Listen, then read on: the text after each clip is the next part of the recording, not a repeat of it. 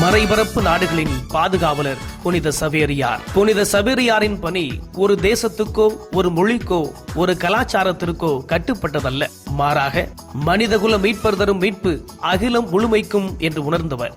எனவே தடைகளை தவிடுபடியாக்கி எங்கு மனிதன் இருக்கிறானோ அங்கு சென்றார். அவர் சென்ற இடங்களில் எங்கும் கிறிஸ்தவ நம்பிக்கையின் முதல் விதைகள் விதைக்கப்பட்டன. சபையின் உலகளாவிய முகத்தை முதல் முறையாக வெளிப்படுத்தியவர். எனவே அவர் ஒவ்வொரு மறைப்பணியாளருக்கும், ஒவ்வொரு கல்வி பணியாளருக்கும், சேவை மனப்பான்மை கொண்ட ஒவ்வொருவருக்கும் முன்னோடியானார். திருத்தந்தை 10ஆம் பயஸ் 1910ஆம் ஆண்டு அதிகாரப்பூர்வமாக புனித சவேரியாரை மறைபரப்பு நாடுகளின் பாதுகாவலர் என்று அறிவித்தார். நம் மறை சொல்லும் மனிதத்தை புனித சவேரியார் போல் மண்ணில் மலரச் செய்வோமா? மண்ணில் வளர அயரா உழைத்த சவேரியாரே.